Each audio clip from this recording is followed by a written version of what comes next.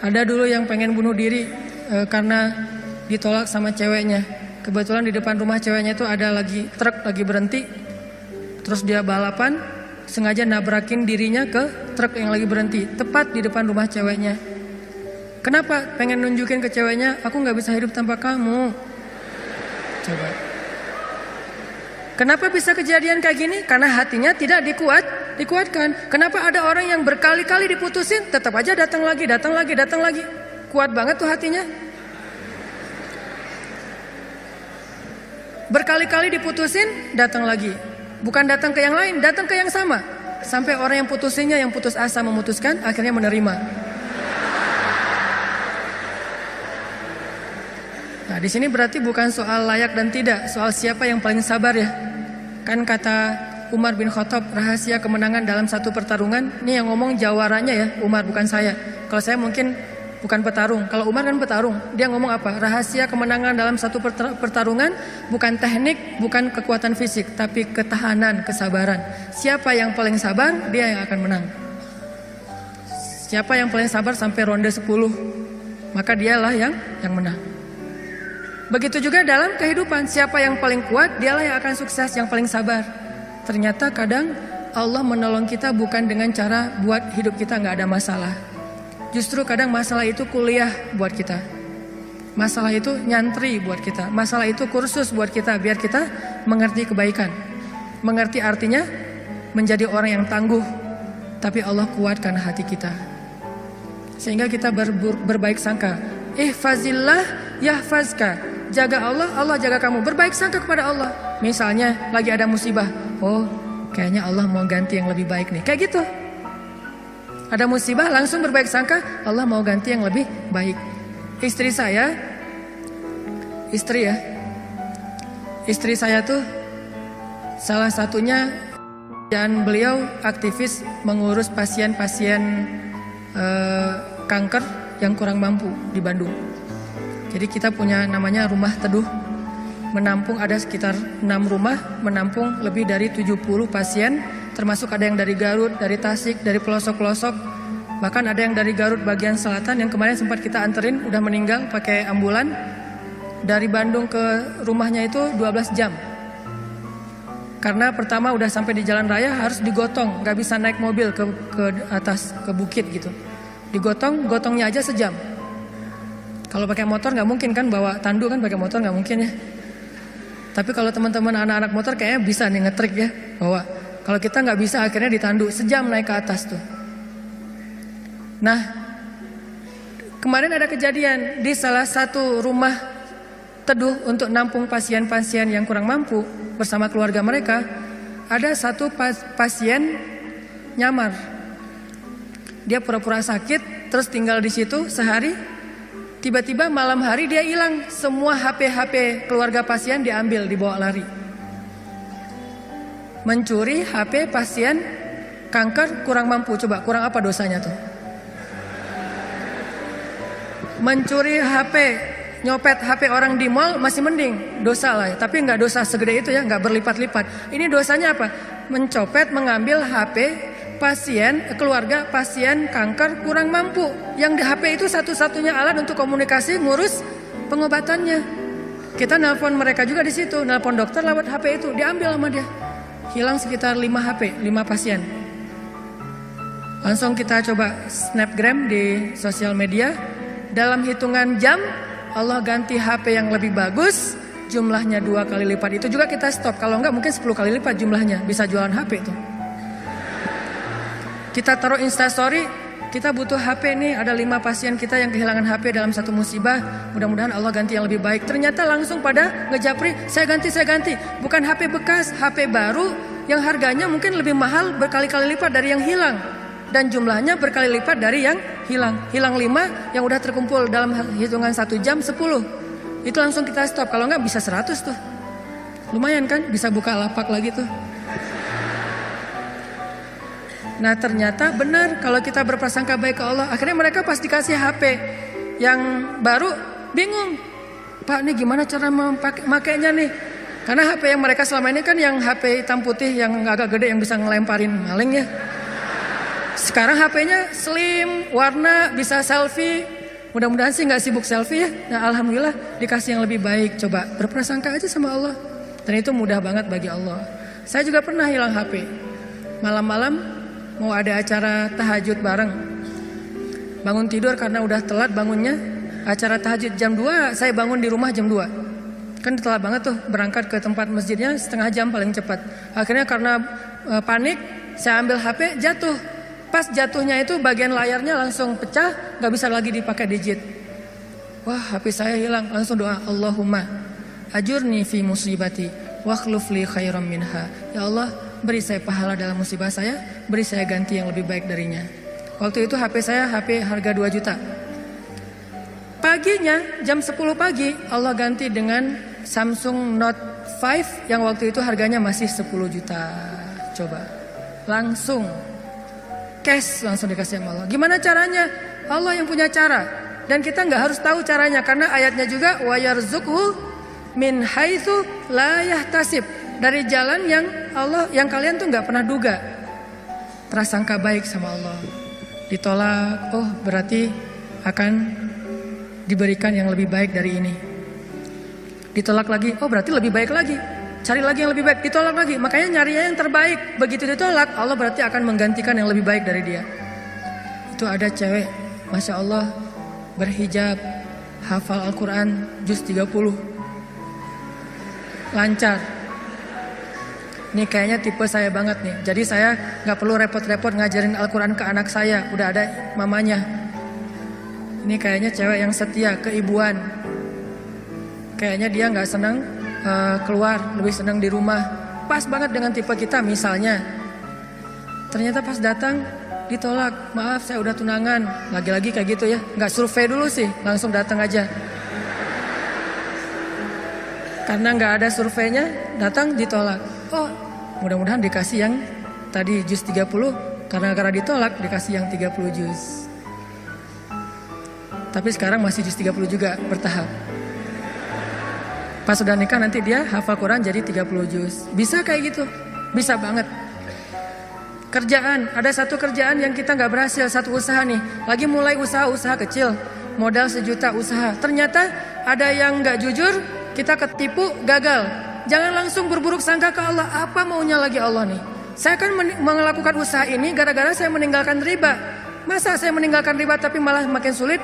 Kayaknya Allah gak rela ya. Saya mau hijrah. Yaudah deh saya balik lagi. Malah saya juga sama Allah. Kayak gitu kan? Berarti kita sudah berburuk sangka kepada diri kita sendiri. Harusnya, oh Allah gak mau ngasih saya rezeki yang receh kayak gini nih. Makanya dibikin ini ada masalah dikit. Dikasih rezeki yang lebih besar. Usaha lagi. Dari mana? Kan udah habis modalnya. Bukankah Allah maha kaya? Bukankah Allah alam yajidka yatiman fa'awa wa wajadaka dhallan fahada wa wajadaka ailan fa'aghna. Tinggal kita yakin aja dan berbaik sangka kepada Allah. Makin yakin dan makin berbaik sangka, makin Allah nunjukin hal-hal yang ajaib dalam hidup kita. Saya sering cerita, pasti teman-teman mungkin sebagian pernah dengar di YouTube.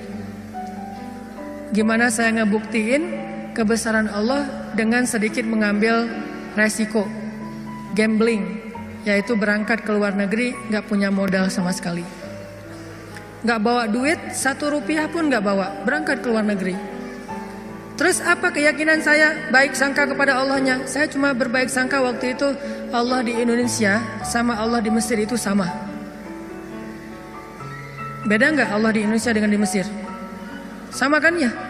Terus yang ngasih makan kita di Indonesia Allah. Berarti yang ngasih makan kita di Mesir Allah juga. Ya udah, berarti gak ada masalah. Orang yang ngasih makannya sama, kecuali yang ngasih makannya beda. Di Indonesia yang ngasih makan ayah, berarti di Mesir harus cari ayah mertua. Ayah bukan pemberi makan, tetapi ayah yang dengan lewat dialah Allah memberi kita makan. Tapi punya cara yang lain, Allah lah pemberi makan. Akhirnya saya berangkat. Allah di Indonesia dengan Allah di Mesir sama. Apakah Allah akan mengecewakan hambanya yang berbaik sangka? Enggak, ternyata terbukti banget teman-teman. Saya malah merasa sangat diperlakukan dengan istimewa oleh Allah sepanjang perjalanan sampai pulang lagi ke Indonesia. Gak kelaparan sama sekali. Ikhtiar. Cuman kadang kita ikhtiar habis-habisan, kalau Allah mengatakan tidak ya tetap aja nggak bisa. Ada juga orang yang ikhtiarnya biasa-biasa aja, Allah bilang ya, dapatnya lebih dari apa yang dia ikhtiarkan. Saya jual bakso, jual doang, yang masak teman, karena saya nggak bisa masak. Saya bilang ke teman, lo masakin bakso, nanti biar gua yang jual. Nanti bagi 2, lo 30%, saya 70%. Oh ya boleh, dia masak, terus saya jualan bakso ke warga Indonesia yang ada di Mesir. Plus warga Malaysia, karena Malaysia lebih banyak daripada Indonesia. Indonesia sekitar 3.000, Malaysia sekitar Indonesia sekitar 6.000, Malaysia sekitar 12.000. 2 kali lipat jumlah mahasiswa Malaysia. Jualan. Lagian kalau orang Malaysia mungkin karena nggak terbiasa makan bakso, nggak bisa ngebedain bakso enak dan nggak enak ya. Jadi lebih aman nih. Jangan jual bakso ke orang Bandung, ketahuan banget nggak enaknya. Karena orang Jawa Barat kan banyak jual bakso tuh. Wah ini nggak kayak bakso di tempat saya. Jual bakso ke mereka. Dan saya ngasih jumlah pentol baksonya tergantung mood. Kalau orangnya kayaknya nyaman nih, enakan nih, kasih banyak. Kalau orangnya nyebelin, kasih aja 2, cukup lah. Datang wajahnya cemberut gitu, mau apa? Beli bakso. Oh ya, 2 kasih aja. Terus temennya, Mas, iya, mau apa? Beli bakso? Boleh? Oh boleh. Oh, kasih 10. Akhirnya pas makan berdua ngeliat sebelah, kok beda? Beda amalan. Rugi kah? Nggak rugi, untung juga gede. Bakso, catering, jual dolar keliling. Terus pokoknya ada adik-adik kelas baru datang langsung dipalakin. Dolarnya sini. Langsung kasih dengan pon Mesir. Dolar. Dalam sehari bisa dapat $1.000 lumayan. Sampai akhirnya setelah saya berangkat ke Mesir, justru nafkah keluarga saya lebih lancar daripada saya di Indonesia. Buktinya apa? Adik-adik itu sekolah saya biayain, kirim dari Mesir. Dari mulai dia SD, SMP, SMA dibiayain. Terus ibu nanya, saya nanya ke ibu, Mak, kan di Aceh, Mak butuh apa di rumah? Kalau abang ada duit lebih, Mak pengen beli kulkas. Karena seumur-umur saya, kita belum pernah punya kulkas sendiri, rumah juga ngontrak. Kalau Ramadan itu ngambil es dari rumah tetangga. Nah ini mau Ramadan nih, pengen punya kulkas sendiri. Oh boleh Mak, berapa aja lah. Yang 5 juta juga gak apa-apa kata Mak. Kemahalan. Akhirnya saya kirim 1,5 juta beli kulkas yang 1 pintu, yang kecil. Bahagia. Mak butuh apa lagi? Ya ini adik-adik baju lebaran belum dibeli, kirim baju lebaran. Mak butuh apa lagi? Ini uang kontrakan bulan ini belum bayar, kirim. Ternyata benar kalau kita berbaik sangka ke Allah sekali, Allah akan ngebalesnya minimal 10 kali. Sampai menikah di sana, punya anak di sana, pulang ke Indonesia. Saya sering gambling dengan cara berbaik sangka kepada Allah. Tapi jangan gambling sesuatu yang Allah gak janjikan ya. Saya berbaik sangka ke Allah, berdiri aja di rel kereta, pasti gak akan ditabrak lah. Allah gak pernah bilang siapa yang berdiri di rel kereta akan aku tolong dan tidak akan ditabrak. Gak ada janji Allah kayak gitu. Ada gitu ayatnya. Coba gambling ke yang ada ayatnya. Siapa yang bertakwa pasti akan aku kasih jalan keluar. Siapa yang bersabar pasti aku berikan pertolongan. Siapa yang sholat pasti aku akan membantu dia. Yang Allah udah janjiin, maka gamblinglah dengan hal itu. Ambillah resiko dengan janji-janji itu. Tapi kalau Allah gak ngejanjiin apa-apa, jangan ambil resiko. Karena Allah juga gak punya perjanjian. Siapa yang loncat dari tower pasti akan selamat. Gak ada ayatnya, gak ada hadisnya. Siapa yang minum racun gak apa-apa, karena dia minum racunnya ikhlas. Gak ada minum racun ikhlas. Ini teman-teman, berbaik sangka kepada Allah, maka kita gak bakalan kecewa. Ada masalah apa aja, balikin lagi ke Allah. Oh ini kayaknya Allah pengen ngasih kebaikan. Yang baik-baik aja yang dipikirin tentang Allah. Begitu sekali kita berburuk sangka ke Allah, sekali itu kita telah memberikan kesempatan buat diri kita untuk celaka atau mendapatkan kerugian. Aku tergantung prasangka hambaku kepadaku. Makanya cerita yang paling populer yang kita baca di Al-Quran itu ketika Nabi hijrah ke Madinah. Apakah perjalanan hijrah Nabi mudah? Enggak. Jadi kalau kita ngerasa perjalanan hijrah kita itu enggak mudah, berarti kita juga ngerasain apa yang dirasakan Nabi Muhammad SAW. Bukan kita doang yang susah dalam hijrah. Nabi juga susah, padahal Nabi lebih dekat ke Allah daripada kita. Yang mudah itu siapa? Umar. Itu hijrah yang paling mudah. Sebelum hijrah, posting dulu. Besok mau hijrah, hari ini posting. Captionnya apa? wahai orang-orang Quraisy, ketahuilah bahwa saya besok bakalan hijrah. Siapa yang pengen istrinya jadi janda, anaknya jadi yatim, tunggu saya di balik bukit itu. Langsung share location, bukit yang mana. Umar tuh yang posting dulu, gak ada yang berani nge-like coba. Sepi aja tuh postingan Umar yang paling sepi itu. Gak ada yang berani nge-like, gak ada yang berani komen. Diem aja, anteng. Besoknya Umar hijrah. Ada nggak yang berani nungguin Umar di luar kota? Nggak ada. Yang berani mencegat Umar? Nggak ada. Karena mencegat Umar sama aja dengan bunuh diri. Ada dua orang yang nggak berani dicegat di Quraisy itu, Umar sama Hamzah. Sedangkan Rasul dan Abu Bakar orang yang dianggap lemah. Walaupun sebetulnya Nabi kuat, cuman nggak pernah bertarung, nggak pernah mukul orang sehingga nggak ditakuti. Kalau adu kekuatan pasti Nabi itu paling kuat, cuma kan nggak pernah mukulin orang, sehingga dianggap ini mah orang nggak menakutkan. Kalau Umar kan sering mukul orang, bukan sering, hobi itu. Sebelum hijrah, hobi mukul orang. Sama kayak Nabi Musa, hobi noel orang, noel aja mati. Lo apaan sih? Mati. Karena orang Kipti kan ditoel sama Nabi Musa, belum diapa-apain, baru ditakol dikit lah, udah mati. Ini Umar. Paling gampang hijrah itu Umar. Sedangkan Nabi sendiri yang lebih soleh daripada Umar, susah hijrahnya. Harus sembunyi-sembunyi, harus diam-diam, harus ngambil arah yang berlawanan dari kota Madinah. Kota Madinah ke sebelah sini, Nabi malah perginya ke sebelah sini. Bukan mendekat, malah menjauh dari Madinah. Terus masuk ke dalam sebuah lubang, bukan goa, lubang. Lubang kecil namanya di atas Jabal Sur, sehingga disebut dengan Gua Sur. Sembunyi berdua sama Abu Bakar di situ nyumput. Ketahuan juga tuh takdir Allah. Kenapa Allah nggak buat orang-orang menjauh biar Abu Bakar dengan Rasulullah itu enak di dalam tempat itu, nggak ada yang ganggu. Sengaja Allah bikin skenarionya kayak gitu. Untuk apa? Untuk tunjukkan bahwa Allah Maha Kuasa. Buat orang yang beriman itu nggak ngaruh. Mau kayak gimana juga sulitnya nggak ngaruh. Yang penting Allah ridho, itu aja yang penting. Yang penting Allah bersama kita. Cuma itu yang penting. Sehingga akhirnya ketika orang-orang berada tepat di mulut gua, itu jarak Nabi sama musuhnya itu cuma hitungan jengkal loh.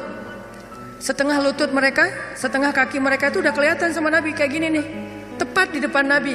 Sampai Abu Bakar berbisik ke Rasulullah, "Ya Rasulullah, kalau mereka ngelihat ke bawah, pasti mereka akan menemukan kita. Gimana nih? Abu Bakar yang khawatir. Abu Bakar yang takut, bukan takut dan khawatir terhadap keselamatan dirinya, tapi khawatir terhadap keselamatan kekasihnya Rasulullah SAW. Saking sayangnya Abu Bakar kepada Rasul. Ya Rasulullah gimana nih? Apa kata Rasulullah? Ya Abu Bakar. Lembut Nabi ngomongnya. Ya Abu Bakar, ma dhannuka bisnain? Allahu salisuhuma. Ya Abu Bakar, kenapa kamu mikir kita berdua doang? Bukankah Allah yang ketiga? Jadi kalau kita merasa sendiri, kenapa kita berpikir kita sendiri? Bukankah Allah yang kedua? Kalau kita merasa sedikit, kenapa kita berpikir sedikit? Bukankah Allah itu punya banyak pasukan yang diturunkan dalam perang Badar, perang Ahzab dan yang lainnya? Ma dhannuka bisnain? Allahu salisuhuma. Kenapa kamu mikir cuma berdua padahal Allah yang ketiga? La tahzan, innallaha ma'ana. Jangan khawatir ya Abu Bakar, Allah bersama kita. Setelah Rasulullah ngomong kayak gitu, apa yang terjadi? Apakah musuh kemudian menemukan mereka? Tidak. Gimana cara Allah memalingkan mereka? Allah palingkan hati dan pikiran musuh. Gak kepikiran ngelihat ke bawah, gak pengen juga ngelihat ke bawah. Ini cara Allah nih. Kalau ada berita bahwa di situ ada laba-laba, ada merpati bikin sarang, itu masih kontroversi di antara ulama. Ada ulama mengatakan itu benar, ada ulama mengatakan itu dhaif. Allahu alam. Tapi yang pasti Allah memalingkan mata, pikiran dan hati musuh dari melihat ke arah Rasul dan Abu Bakar. Itulah pertolongan Allah. Bukan ketemu terus tarung, musuh kalah. Gak usah serepot itu. Allah gak mau juga ngerepotin hambanya. Allah cuma pengen nunjukin kebesarannya aja. Dibuat musuh datang sampai sedekat mungkin, ukurannya cuma beberapa sentimeter, tapi dalam kedekatan yang luar biasa itu Allah tunjukin mereka tidak bisa ngapa-ngapain. Dipalingkan aja wajahnya, ngelihat ke semua sisi dilihat, tapi ke bawah enggak. Kan gak masuk akal kan? Kenapa bisa kayak gitu? Inilah kebesaran Allah. Padahal harusnya ngelihat ke semua sisi, termasuk lihat ke bawah ada orang gak di dalam lubang-lubang itu. Gak kepikiran sama sekali. Apakah satu orang musuh? Ada puluhan musuh. Dan puluhan musuh itu tidak satu orang pun yang berpikir untuk ngelihat ke dalam lubang itu. Satu orang pun gak berpikir. Begitulah cara Allah menolong kita. Allah bisa buat semua hati sayang kepada kita, sehingga Allah angkat derajat kita. Allah mengangkat derajat seseorang, merendahkan yang lain. Tiba-tiba semuanya jadi simpatik sama kita, respect sama kita. Mudah banget buat Allah. Dan kita melihat itu dalam banyak kejadian dalam kehidupan kita. Ada orang yang tiba-tiba muncul, ada orang yang tiba-tiba tenggelam, dan itu cara Allah. Ada yang orang tiba-tiba Allah buat dia terkenal, tiba-tiba orang dihindarkan dari semua orang, tinggal sendiri. Itu sangat mudah buat Allah. Makanya berbaik sangkalah kepada Allah dalam semua urusan. Sehingga ketika kita berbaik sangka kepada Allah, Allah akan memperlakukan kita seperti apa yang kita persangkakan. Jaga Allah, Allah jaga kita. Itu satu. Hari ini dua aja nih. Gimana maksud jaga Allah sehingga Allah jaga kita? Satu, berbaik sangka. Kedua, arti jaga Allah, Allah jaga kita ada di Al-Baqarah. Fadhkuruni azkurukum. Ingatlah Allah ketika kita senang, nanti Allah ingat kita ketika kita susah. Itu ayatnya. Walaupun terjemahannya nggak sejelas itu. Terjemahannya ingat aku ingat kamu. Tapi tafsirnya maksudnya ingat aku ketika kamu lagi senang, ketika kamu lagi lapang, ketika kamu merasa nggak butuh, nanti aku akan ingat kamu ketika kamu lagi susah, lagi sempit, lagi butuh. Fadhkuruni adzkurkum. Jangan cuma ingat Allah pas kita butuh, sehingga nanti Allah baru akan ingat kita di kebutuhan berikutnya. Karena Allah membalas perbuatan kita, bukan langsung waktu itu. Jadi kalau kita mau ditolong ketika susah, jadilah orang yang selalu mengingat Allah ketika kita senang. Lagi gak ada masalah nih, tetap ingat Allah. Gimana ingat Allah ketika kita lagi senang? Bersyukur. Ketika dapat nikmat, alhamdulillah ini nikmat dari Allah. Diingat, Allahnya tuh dimention terus, di tag terus. Sehingga ketika nanti kita kekurangan, Allah akan bilang, itu hambaku lagi kekurangan, aku bantu deh. Karena ketika aku kasih dia nikmat, dia ingat aku. Begitu dia punya masalah, aku akan ingat dia. Apa contohnya? Contohnya ada seorang laki-laki, ini cerita Nabi nih, hadis, tapi hadisnya dalam bentuk cerita. Ada seorang laki-laki lagi musafir di zaman sebelum zaman Nabi, mungkin di zaman Nabi Isa atau zaman Nabi sebelumnya, tidak disebutkan. Yang jelas umat terdahulu, Bani Israel. Ada seorang laki-laki lagi jalan, di tengah jalan dia ngelihat ada segumpal awan yang bentuknya aneh. Awan ini awan yang sangat gelap, warnanya abu pekat, benar-benar mau hujan deras. Tapi ukurannya nggak besar, ukurannya seukuran satu petak sawah doang gitu. Dia perhatiin nih awan kok aneh, yang lain cerah, tiba-tiba ada satu awan kayak gitu. Nggak lama dia memperhatikan, terdengar suara dari langit berbicara kepada awan, dan dia dengar suara itu. Apa kata-kata dari langit? Ya ghamam, Iski mazra'ata fulan bin fulan. Wahai awan, turunkanlah hujanmu ke sawah fulan bin fulan. Fulan bin fulan ini disebutkan namanya. Wahai awan, turunkanlah airmu ke sawahnya fulan bin fulan. Setelah suara ini berbunyi, awan itu pun berarak, dibawa oleh angin. Berarak, laki-laki ini memperhatikan dan ngikutin. Kan tadi dia penasaran kan, dia kepoin mau kemana nih awan, ikutin tuh awan. Terus setelah sekian lama dia ikutin, awan itu pun berhenti di atas sebuah petak sawah, di antara banyak petak sawah. Jadi ada persawahan, awan itu berhenti di salah satu petak sawah.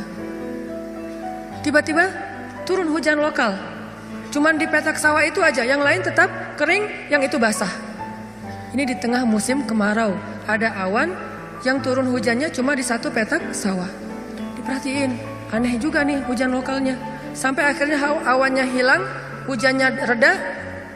Setelah itu muncul seorang laki-laki dari petani yang datang ke sawah itu berteriak, Allahu Akbar, Allahu Akbar, Alhamdulillah, Alhamdulillah. Kemudian laki-laki musafir ini pun mendekat. Dia tanya, Pak, ini sawah punya siapa? Kata laki-laki itu, punya saya, alhamdulillah Allah kasih air.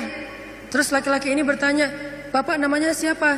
Dia sebutkan namanya Seperti nama yang didengar tadi di langit. Berilah air ke dalam sawah Fulan bin Fulan. Nama saya Fulan bin Fulan. Masya Allah, ternyata orang inilah yang dimention dari langit tadi tuh kepada awan. Terus musafir ini bertanya, Pak, dia cerita kejadiannya. Tadi saya ngelihat awan, mendengar suara dari langit, lalu awan itu menurunkan hujan hanya di petak sawah Bapak. Apa yang Bapak lakukan sehingga Allah mengistimewakan Bapak? Kenapa Allah memberikan air hanya ke sawah Bapak sementara yang lain tetap gersang? Apa yang Bapak lakukan? Kata laki-laki ini, kalau saya habis panen, dapat nikmat nih, panen raya. Kalau saya lagi panen, saya selalu membagi harta saya menjadi 3 bagian. 1 bagian saya berikan kepada fakir miskin sebagai bentuk syukur. Ingat Allah berarti. 1 bagian lagi saya berikan kepada keluarga saya sebagai kewajiban, nafkah. Dan 1 bagian lagi saya jadikan sebagai modal untuk membeli benih-benih berikutnya. Diputar lagi tuh uang. Ternyata Allah ridho dengan apa yang dia lakukan. Dialah orang yang ketika senang ingat Allah, gak lupa sama Allah. Sehingga ketika dia susah, musim kemarau, musim kering, gak ada hujan, Allah ingat dia. Begitulah Nabi berkisah tentang laki-laki ini. Tentang bab syukur di dalam banyak cerita-cerita ulama. Berarti maksud dari menjaga Allah, Allah jaga kita adalah bersyukur kepada Allah. Ingat Allah ketika kita senang, ketika kita sehat. Nanti Allah juga akan ingat kita ketika kita susah, ketika kita sakit. Minimal ingatnya dalam bentuk Alhamdulillah, ini anugerah dari Allah. Alhamdulillah, ini karunia dari Allah. Jangan lupa. Sehingga kalau kita dapat nikmat, jangan bangga diri dulu, jangan besar kepala dulu, tapi mention Allah dulu. Alhamdulillah, ini nikmat dari Allah. Sehingga nanti kalau kita butuh Allah, Allah akan ingat kita. Dan itu berlaku dalam semua masalah kehidupan kita. Satu cerita lagi, gimana Allah ingat hambanya yang ketika normal ingat Allah. Cerita yang populer tentang 3 orang yang terkurung di dalam gua. Gimana mereka bisa selamat? Lagi jalan touring, tiba-tiba badai, masuk ke dalam gua berlindung. Karena badai akhirnya terkurunglah di dalam gua. Lagi touring tuh. Bahkan mungkin motornya ketinggalan di luar. Karena tadi pas buru-buru ya masuk ke dalam gua, motornya ditaruh di luar, terus mereka longsor. Gimana 3 orang ini bisa selamat dari kurungan gua? Dengan berdoa, ya Allah, dulu saya kayak gini. 1, berbakti kepada ibu. 2, tidak menzalimi pekerja. Yang 3, meninggalkan zina gara-gara takut kepada Allah. Artinya dulu pernah berbuat baik ketika dalam keadaan normal, beramal solih. Nanti ketika mereka susah, amal soleh mereka dulu itulah yang akan menjadi wasilah Allah menolong mereka. Jadi jangan beramal soleh, rajin sholat, rajin ke masjid, rajin tilawah pas lagi ada masalah doang. Justru pas lagi normal kayak gini nih, kelihatan ikhlasnya. Kalau lagi ada masalah kan ada maunya tuh, bukan ikhlas ya. Walaupun Allah menghargai, tetap itu kebaikan, gak akan disia-siakan. Cuman mau lebih keren, jangan pas lagi ada masalah doang. Pas lagi normal, kayak lagi gak merasa butuh sama Allah, tetap rajin ke masjid, tetap sholat tepat waktu, tetap mengingat Allah, tetap membaca Al-Quran, tetap membantu orang lain, tetap berbakti kepada orang tua. Sehingga kalau kita ingat Allah ketika kita lagi normal, lagi susah, lagi suka, lagi lapang, nanti Allah Subhanahu wa Ta'ala akan mengingat kita ketika kita lagi susah dan lagi sempit. Itulah yang terjadi dalam banyak kisah-kisah yang diceritakan oleh Nabi. Mudah-mudahan ini bisa jadi booster buat kita teman-teman. Kesimpulannya satu-satunya berbuat baik atau habis-habisan yang gak bakalan dikecewain itu adalah habis-habisan kepada Allah. PDKT yang gak bakalan kecewa itu PDKT-nya kepada Allah. Telepon yang gak bakalan di-reject itu telepon Allah. Japri yang gak bakalan diantepin, japri ke Allah. Satu-satunya. Kalau yang lain bisa aja kita dicuekin. Kenapa? Mungkin dia sibuk, mungkin dia lupa, mungkin. Tapi kalau Allah enggak. Kedua, maka dari itu coba kita jaga hubungan kita dengan Allah. Siapa yang menjaga Allah, Allah jaga dia. 1, arti menjaga Allah adalah berbaik sangka kepada Allah. Allah juga akan berbaik sangka kepada dia. 2, ingat Allah ketika kita senang, nanti Allah akan ingat kita ketika kita susah. Ketiga, sebagai penutup, arti berbaik sangka kepada Allah. Allah berbaik sangka kepada jaga Allah, Allah jaga kita. Sedikit lagi ini penting. Ridholah dengan nikmat yang sedikit, maka Allah akan ridho dengan amal yang sedikit. Memangnya amal kita banyak. Man radhiya bil qalil, kata Nabi, radhiyallahu bi qalilim min amalih. Siapa yang ridho dengan nikmat Allah yang sedikit, menurut dia sedikit, maka nanti Allah juga akan ridho dengan amalnya yang sedikit. Salat kita yang pas-pasan, ibadah kita yang pas-pasan, tilawah kita yang pas-pasan, Allah ridho. Kenapa Allah ridho? Padahal cuma pas-pasan, karena kita juga ridho dengan nikmat Allah di dalam kehidupan kita yang kadang menurut kita sedikit, padahal sesungguhnya banyak. Mudah-mudahan ini jadi penyemangat buat kita untuk terus mendekat kepada Allah Subhanahu Wa Taala. Jangan kecewain Allah, maka Allah gak bakalan ngecewain kita. Kenyataannya sering kita ngecewain Allah, Allah juga belum ngecewain kita. Tapi Allah punya batasan. Kalau kita terus-terusan kayak gitu, nanti akan datang janji Allah membalas suatu keburukan sesuai dengan perbuatan yang buruk itu. Auzubillahi min dzalik. Barakallahu li wa lakum. Wassalamualaikum warahmatullahi wabarakatuh.